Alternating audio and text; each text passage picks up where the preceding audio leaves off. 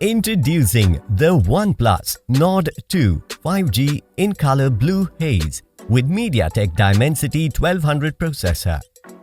The smartphone comes in 4 color variants of blue haze, grey Sierra, green woods and Pac-Man. You will get 2 memory options of 8GB RAM plus 128GB storage and 12GB RAM plus 256GB storage. The smartphone supports dual nano SIM connectivity along with dual 5G support. The OnePlus Nord 2 5G flaunts a 6.43 inches fluid AMO LED display with a resolution of 2400 by 1080 pixels. The 20:9 panel has 90 Hz refresh rate and 410 ppi pixel density. It also supports sRGB and Display P3. You can unlock the device with your fingerprint or face.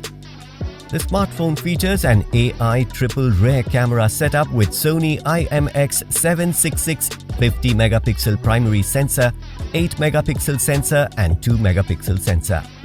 The main camera supports 4K video recording at 30 fps and 1080 pixels recording at both 30 fps and 60 fps.